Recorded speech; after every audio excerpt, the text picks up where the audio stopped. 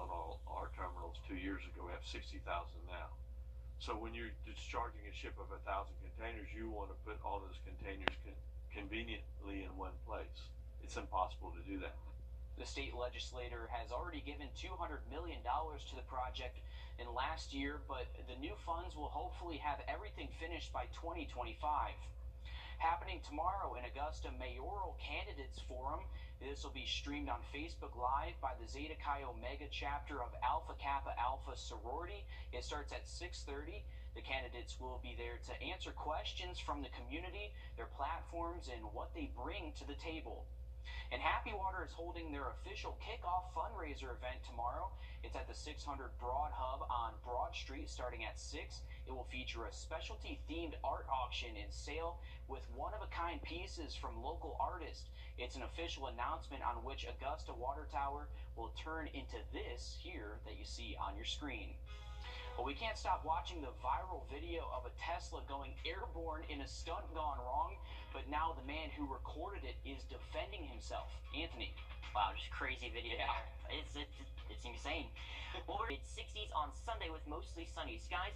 Finally starting to warm things back up to seasonal on Monday with temperatures right around 70. And we return to the 80s by Tuesday and Wednesday. Definitely a drier stretch over the next 7 days. Thanks, Anthony. A social media automobile influencer says he's getting blowback over a viral video of an illegal stunt performed over the weekend.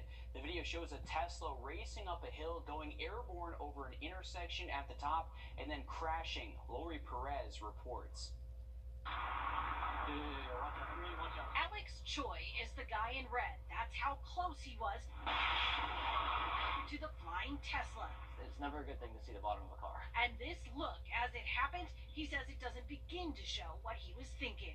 You can see my facial expression. I was in absolute shock. I went through like a 20-30 seconds of panic, thinking that these people are very, very badly injured or even dead. Remarkably, no one was hurt. Neighbors recorded the occupants getting out of the wreck and fleeing. LAPD says the crash totaled 2 other cars. Now Choi is getting heat because he posted video of the stunt to his popular YouTube page. And neighbor Jonathan Sutak is furious influencers like Choi are glorifying potentially deadly stunts. It's an issue with the drivers, and it's an issue with this community of YouTubers who really don't care about property owners, they just care about YouTube likes. But Choi says he only posted it because people were saying he was at the wheel. To let people know that it wasn't me, that I'm not that stupid. He says he had no idea the driver was going to jump. They only met at a Tesla car show Choi organized earlier that night. I had a random guy pull up next to me and say, hey, you want to see the spot where David Dobrik jumped his Tesla? Absolutely no mention of the fact that he was going to do it himself. So I said, sure. The moment I got there, didn't even give me a second to ask him a question. No test run. Didn't even bother to look what's on the other side of the road. Drove down to the bottom of the street. I got out of my car. I'm like, oh, wow. He's really doing this. Like, he's really going to do this. When we pushed him on whether he feels any responsibility for influencing stunts by publicizing them, he claimed this was the first time he's posted a stunt from an open public street. Most of my other stunts, I'd like to let people know that it was all done in a very controlled space. If I posted anything that might appear as if it was on a public road, it was all closed down. It's definitely not something that should ever be repeated. And authorities are offering a reward and asking that anyone with information about the driver call police. One of the neighbors whose car got totaled has a GoFundMe campaign to help with repairs or to buy a new car there. It's just crazy video. Incredible that no one was injured as well. Well, home prices are soaring in a hot real estate market, but just when could we see some relief? We're breaking that down coming up next. Another store is the victim of a smash and grab. A jewelry store in Beverly Hills was hit yesterday. Now, police are searching for 5 people who shattered the windows with sledgehammers.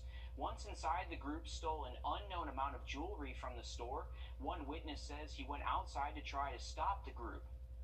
They're right by me, so I try to stop them. I give them a kick, a push. They lose balance. He's wobbling away. There are maybe 4, 5, or 6 guys. And some of the suspects were seen wearing hooded sweatshirts and surgical masks, but no further description was available. The city of Miami Beach voted to put in place a curfew during spring break celebrations this week. The midnight curfew starts on Thursday and will expire on Monday. Now, this comes after 2 shootings left 5 people injured this past week. Miami Beach police said that their officers were within 10 feet of the shootings and that since spring break season began in February, 9 officers have been injured in some capacity. Well, have you looked into buying a home lately? Getting keys into your hands might not be as easy as you think. Well, those prices are just going up and at rates not seen in decades. Danya Bacchus looks at how long it could continue. And I just want you to take a look at all of the people who are lined up to see this property. Realtor Monique Edwards says a simple home showing in Raleigh, North Carolina drew a swarm of potential buyers.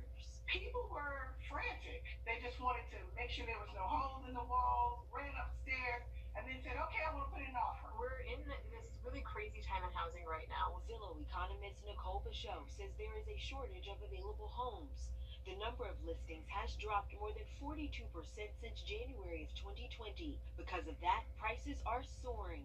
Home values increased nearly 20% over the last year. There's so many people trying to buy houses right now, and there's just not enough supply to satisfy them. Bichot says home construction slowed during 2008's Great Recession.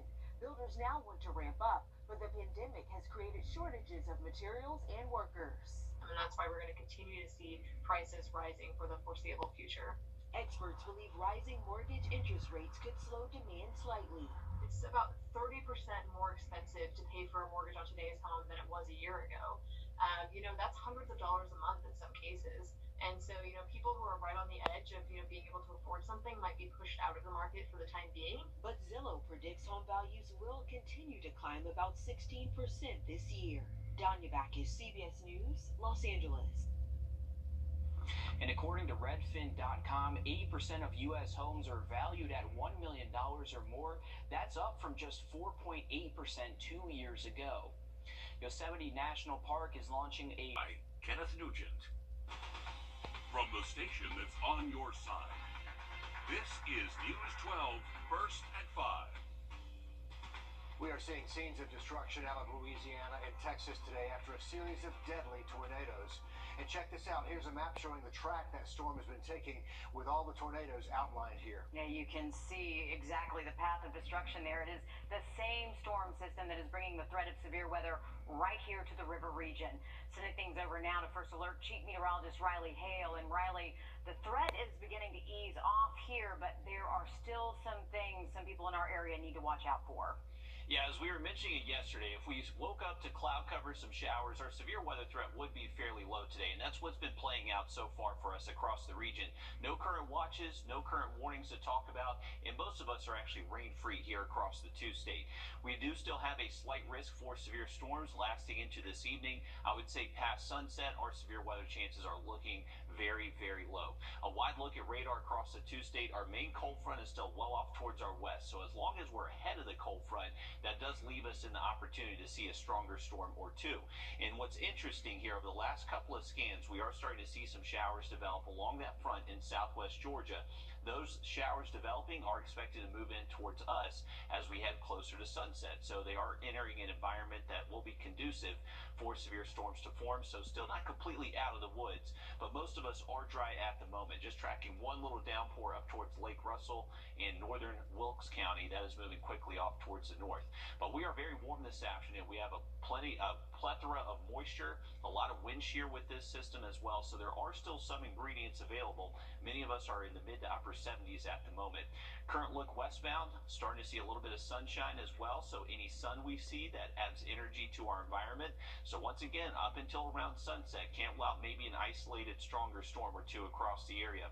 Heading towards the overnight hours, it does look much better for us. We're going to hang on to some clouds, and temperature is going to be pretty mild as well. Most likely won't make it out of the 60s heading into late tonight. So the first alert will continue through sunset. We'll continue to have the risk for a few showers out there tomorrow. We'll have an update there coming up in just about 10 minutes.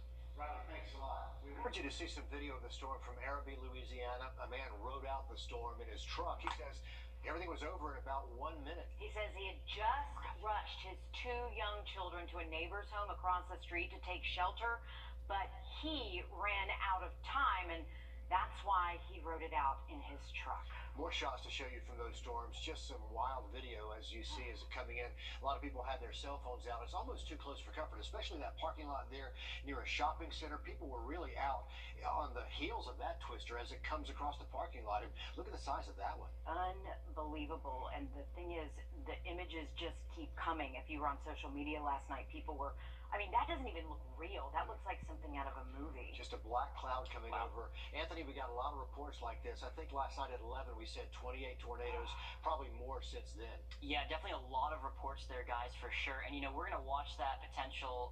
We're going to look back on what we saw as far as those storms across the southeast. And as we take a look over the last couple of hours here, yeah, there we go. We do have that potential. We have seen, rather, definitely a lot of reports starting from Texas and stretching all the way through portions of Mississippi and Alabama right now on radar. Fortunately, we're not seeing too much in the way of storm activity. Now, one of the big differences that we've seen in the CSRA when we compare that to what we saw yesterday, places like Texas and in Mississippi, where we really came down to that instability. So we did have things like moisture, instability, lift, shear, all medium to high levels. But as that system continued to push through portions of the CSRA today, that instability really dropped. We had all those other values except for all of that energy. So we have been watching that instability build back a little bit for today, but it really just didn't get to the point where it would fire off a lot of thunderstorm activity. So that's why we didn't see too much storm today, and we had a lot of clouds. That also helped cap a lot of that instability, guys. All right, thanks, Anthony. Wow, we really dodged it there. Generosity pouring out from the community for the family of a 7-month-old baby killed in a dog attack. This afternoon, the GoFundMe family members created passed its goal. This, as we're learning new details about this attack. Police have just released the incident report, and according to that report, the great-grandmother and baby Serenity Garnett were found by police with multiple cuts and bites all over both of them. This all happened at a home on Columbia Drive in Martinez. That is where the great-grandmother lives. The baby was not breathing, so firefighters took the great-grandmother and the baby to the hospital. We are learning from the report the dog was not owned by the great-grandmother, but by 2 people who owned the home. Now, again, at this point, no charges have been filed against anyone, but we're told that could change. The great-grandmother is still in the hospital tonight, and her injuries are not life-threatening. Meanwhile, the family of a man fatally shot by Richland County Sheriff's deputies over the weekend they're speaking out now. Deputies responded to a domestic call with a weapon. They say they asked Urban Moore Charlie to drop the wooden stake he was holding when he charged one of the deputies, who opened fire. Attorneys and family members say more could have been done to disarm the suspect before using lethal force. They say deputies were familiar with Charlie and his mental illness and should have called in a crisis intervention team. I tried to warn them that he had a mental health problem. I just don't think they were trying to listen to me. I told them that it didn't have bullets, so there was no way he could defend himself like they defended themselves. And I mean, I just feel like it could have went down so many different ways. The Sheriff's Department saying they don't determine whether an officer-involved shooting is justified. That decision, they say, is made by the solicitor. Meanwhile, lawmakers in Georgia are working to pass a bipartisan mental health bill. In part, it would work with law enforcement to offer therapists as an alternative response to a crisis call. Haley Mason introduces us to a woman who says that resource could have saved her brother's life. It's been nearly a year since Hannah Williams last saw her brother Matthew. This happened almost a year ago, and there's been no accountability. He was shot and killed last April by DeKalb police responding to his home as he was having a mental health crisis. We coming in. Come open the door. This body camera video shows part of the police response before the shooting. Sir, put the knife down. There were 2 distinct incidents. There's one where he was outside with a knife, and then there's one where he retreated inside his home behind closed doors. Hannah says mental health professionals should have been involved in the police response. The officers admit that he was mentally ill. They said they knew that at the time of the incident. So we absolutely believe that if a mental health professional would have responded that day, my brother would be alive right now. This is part of the Mental Health Parity Act that's passed the State House. Lawmakers are now focusing on structuring mental health professionals to show up as co-responders with police. Representative Todd Jones says his son suffers from mental health disorders and is one of the reasons he's backing the bill. That's what this whole entire process is about, is coming to maybe not perfection, but coming to the right set of language for what we are trying to solve for. The bill this week is facing its first hurdles, though, in a state Senate committee, with some opponents disrupting a hearing Monday. We're still in kind of a question and answer phase with some drama coming in and out. We have to have a better mental health system, particularly for those families that are facing crisis. The mental health bill has passed the House. It's waiting to be passed in the Senate. Governor Kemp has already said he will sign it if it makes it to his desk. AU Health is expanding their mental health services, providing a designated doctor in the ER for those experiencing a mental health crisis. It's all part of a new psychiatry program launched in the response to the high number of patients seeking that kind of help. The new program aims to cut down on the amount of time those patients spend in ER beds while still giving them the treatment they need in that moment. A new initiative emphasizes the importance of pollinators, how golf courses are working to keep these insects thriving. Riley? And luckily, we have dodged the severe weather so far today, not completely eliminating that threat until we get past sunset. Another update on our first alert forecast just after the break. Time your first alert weather with Chief Meteorologist Riley Hale. Well, here's a look at Doppler Max Radar, and you can just see all the severe weather reports left in the wake of this front that has finally showed up to us here around the two-state. If you've been watching us the past couple of days, we've been talking about how west of us, they've had very high severe weather ingredients, and we knew by the time this system reached us today, there would not be those type of ingredients available. Luckily, we did see a good bit of cloud cover to start off the morning, so that really helped keep our instability fairly low, and we haven't seen any severe weather today, so everything really going to plan for us. That main front is still well off towards our west, and we are still seeing a few showers generate ahead of that front. And since we have seen a few breaks in the clouds this afternoon, not ruling out that we could possibly see maybe one or two stronger storms up until around sunset. But our one limiting ingredient has been instability, but since we have been dry the past few hours, starting to see a few breaks in the clouds. Once again, just keeping that low risk. Definitely stay weather aware for the rest of this evening, at least through sunset. Now that being said, I would say that our severe weather chances look very low for the rest of today and tonight. I just don't want to ignore what the Storm Prediction Center has out currently for our region. It is a slight risk, so that's a level 2 out of 5, and that does bring the risk possibly for some stronger storms. So we are continuing our first alert at least to around 7 p.m., so a couple more hours left on that in case we do see a stronger storm generate ahead of that main front. The main threat with storms would be some strong wind gusts. I would say our tornadic threat is very, very low for us here in the CSRA. Without the storms, it has still been a very breezy day. We have lake wind advisory staying in effect until 9 p.m. And actually take a look at our current winds across the area.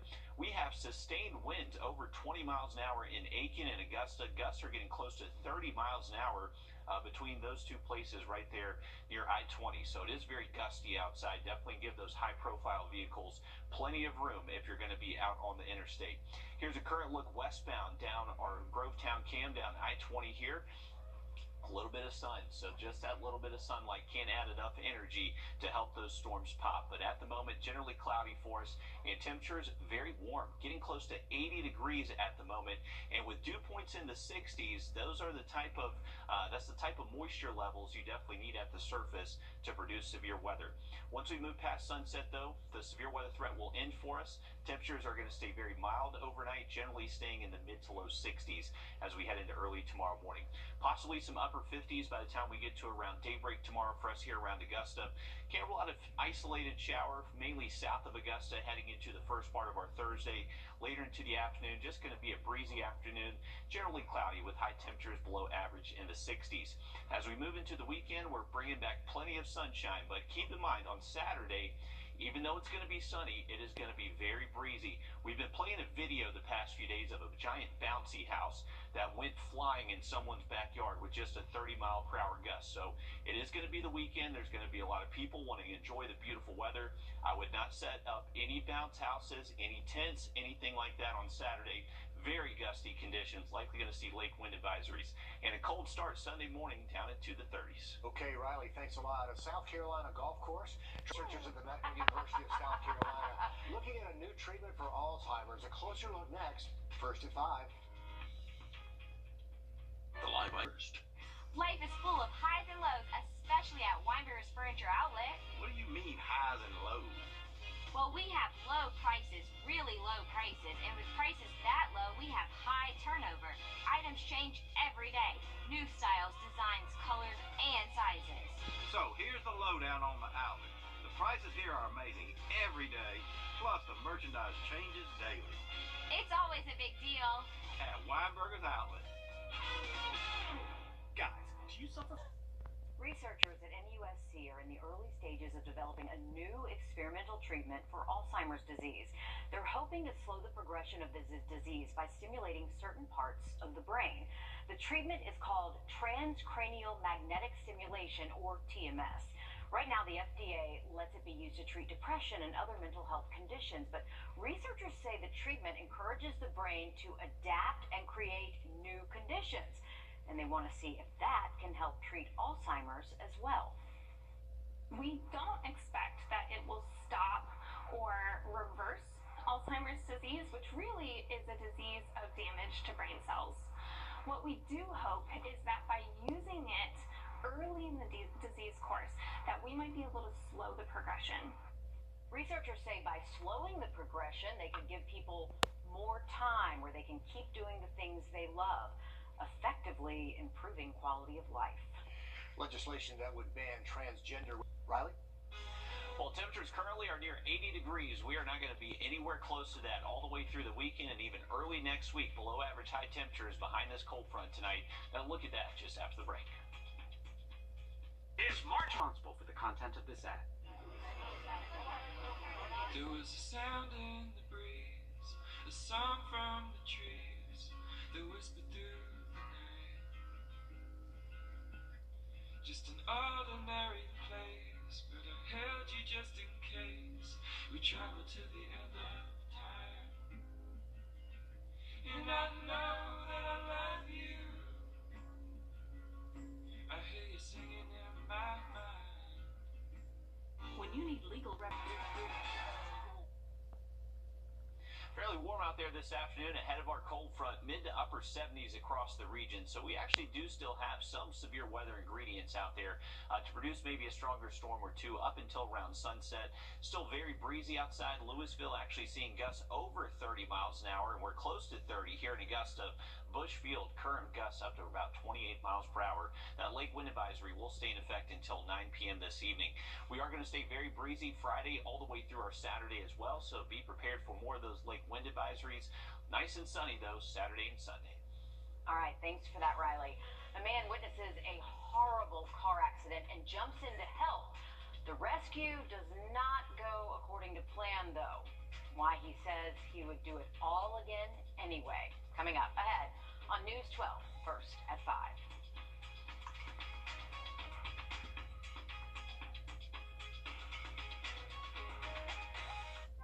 Every day. Here's to being thankful for all the things we love. Denim that dresses up or down. Festive plaids? Fabulous. Sparkling moments that make you smile. Show up looking your best every single time. New styles every week at prices for everyone. Shop Cato and CatoFashions.com. He's the buzz around town at GeraldJonesLincoln.com. Rain is never good for a wedding. Until now. If it rains 1 inch or more on your wedding day, Floyd & Green Fine Jewelers will give you your rings for free. So pray for rain and watch News 12 and NBC 26 this weekend for the weather happening near you. Everything seems to